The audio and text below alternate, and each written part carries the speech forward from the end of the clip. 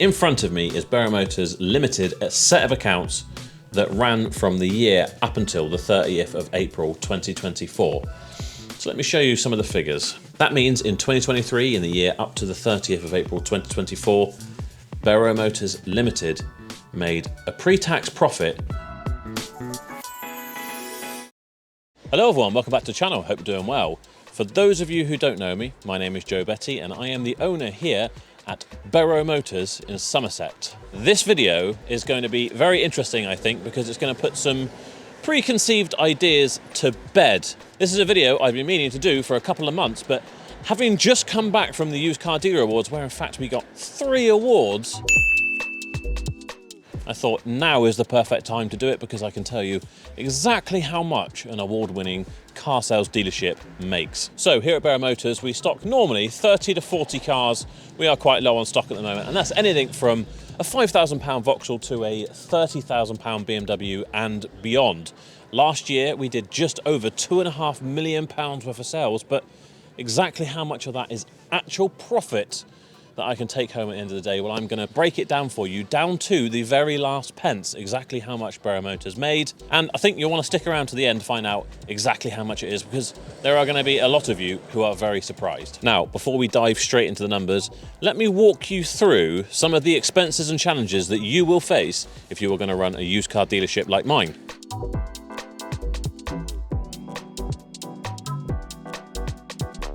First up, stock. Buying cars at the right price is one of the hardest parts of this business. Every car's a gamble, and no matter how well you prepare, there will always, inevitably, be some losses. The key to ultimate success is minimizing those losses, and that is still something I am very much working on.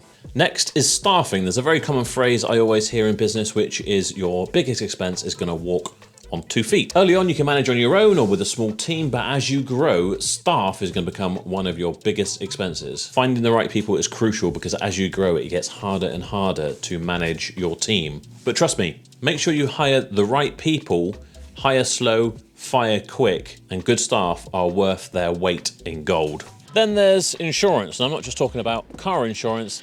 This is business insurance. In fact, we have employers insurance, we have public liability insurance, we have road risk, we have poor workmanship insurance.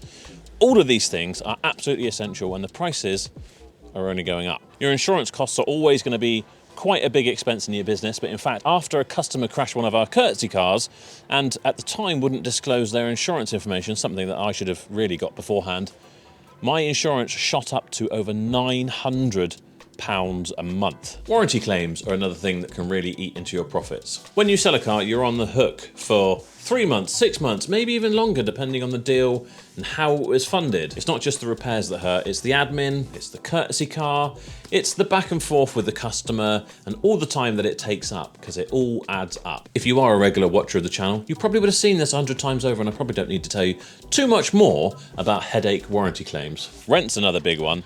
More space means higher rent, and you either pay a premium for a high traffic location or you make up for it with more advertising spend. Speaking of which, let me tell you about my ad spend.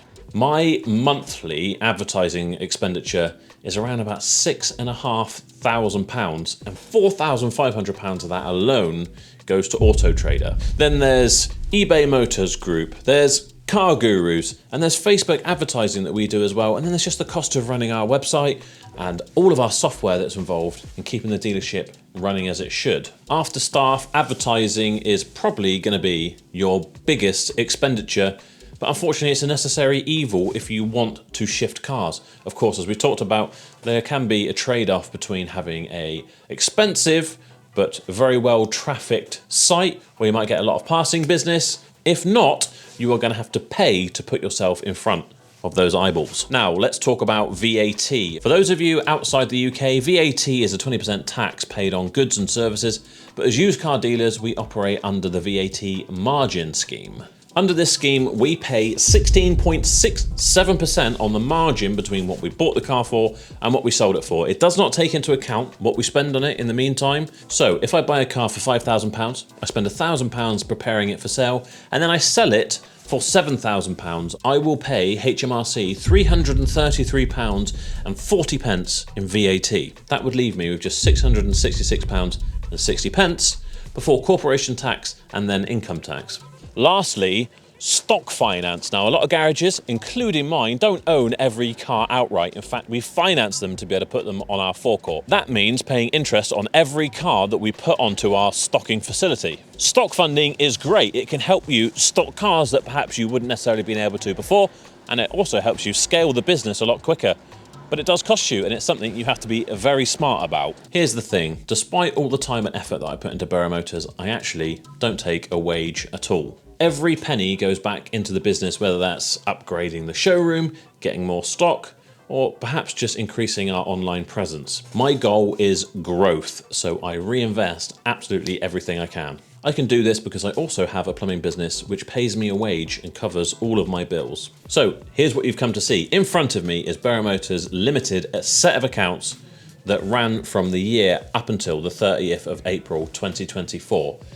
So let me show you some of the figures. So turnover for that year was £1.9,058,073 compared to the previous year, which was 1.442 million. So we've done about another £500,000 off of business in that year, which is good. I wonder how much that'll affect the difference in profit when we get down there. Gross profit. So that's the profit we made on the products before all of our overheads and expenses came out. So for the year up to 2024, that was £303,960, just under 304,000. The year before was just over £191,000. So a huge increase in business and gross profit there. Then we come to administrative expenses. So for the year up to 2024, it was just under £265,000. The year before was just over £166,000. So a really big increase there. Then we have operating profit. So for 2024, that was 44,257, which was up from 2023, which was 28,482. Then here's another really interesting point we'll get to here. Interest payable. So in this year, I had borrowed more money, as we talked about with stock funding, to have more cars, to be able to do more sales, to make more gross profit. But of course I had to pay for it in interest. So in the year 2024, I paid around about £17,000 in interest. If you compare that to the year before, that was just under £3,000. So a huge increase of about £14,000 there. That means in 2023, in the year up to the 30th of April 2024, Bero Motors Limited made a pre-tax profit of £27,000, £494. Not that impressive, is it? And interestingly, despite all that extra turnover and all that extra gross profit, it's actually only about £1,000 more than the year before.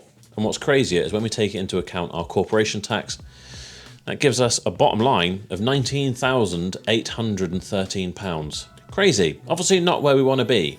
And just to add insult to injury, if I actually wanted to take that home as a wage and spend that money on myself, I still have to pay income tax and national insurance contributions as well. So it really whittles down to not a lot at all. And what probably surprises you is that makes me the lowest paid person in the entirety of Bero Motors, or in fact, either of my two other companies as well. But here's the thing, I'm actually quite proud of that figure. It was a year of experimentation for us. We tried a lot of new things. We were trying to add a transport company and lots of different things. We had a lot more staff, and we've also grown an awful lot in that year. In a very tough trading year with trying lots of new things and investing lots of money, the fact that we turned a profit at all is great, because there'll be a lot of companies out there that didn't make any money whatsoever. And I feel like we are making huge improvements from that year we've just talked about as well. In fact, in September 2024, we turned over just over £330,000, which is around about £173,000 more than the year before in just 1 month. We've also improved our facilities, added more stock, and we've learned an awful lot of really valuable lessons along the way. So why would I tell you these figures? I'm sharing these figures for 3 reasons. Firstly, I just want to dispel the myth that all car dealers are absolutely swimming in cash. The motor trade is tough and the margins are slim, even slimmer if you are trying to expand your business. Secondly, a lot of people think that car sales is a really easy way to make a lot of money. Now, while there is huge potential for making money, and I think it's a career you're going to absolutely love, but before you get into it, you need to be aware the bigger you get, the harder it is going to be to hold on to those profits that you do make. Thirdly, this will help me brainstorm ideas for the business going forward and help keep me accountable. So there you have it, how much Bera Motors really made last year. I hope you've enjoyed the video, found it informative, and I'd love to hear in the comments if you're surprised, and if you are, why. Did you think it would be more? Did you think it would be less? And let us know your experiences and how things have gone with your business as well. One thing we probably don't need, with the greatest of respect, is a load of advice from people who aren't in the car trade, who aren't doing this business. It's all gratefully received, but trust me, we are really quite happy with how things are going, and they are only getting better. There's going to be some really good stuff coming from us in 2025. Don't take this as all doom and gloom, just because I'm saying I was down to about £20,000 for the year. It's a really good result because the business has grown quite a lot. And what's written on the paper is really only one measure of success in a very busy and multifaceted business. The fact that all of our staff got paid, all of our creditors got paid, everything was taken, and there was money at the end of it, showing some growth from the year before. That is a fantastic result. So if you have enjoyed the video, don't forget to give it a thumbs up. Don't forget to subscribe as well. We are getting really, really close to that 100,000 mark. And when we do hit 100,000 subscribers, I'm giving away a very nice £4,000 Tudor watch. It's a Tudor Black Bay GMT with a Pepsi bezel, and it comes with not just the leather strap, but also the steel bracelet as well. It's a really, really nice thing. I wish I'd kind of bought it for myself, to be honest. But either way, one of my subscribers is going to get that completely free. Click that button, it's free to do, and it would really help us out. And on top of that, we're still raffling our Porsche Cayenne. You can win it for just £2, but get yourself 10 tickets, and I will give you 5 for free. Don't forget to use the code Toby10 as well, because you get an extra 10% off. It's an absolute bargain. There is a guaranteed winner of this, and in fact, by the time this comes out, there's less than 2 weeks left to go, so I would get tickets while they're still available.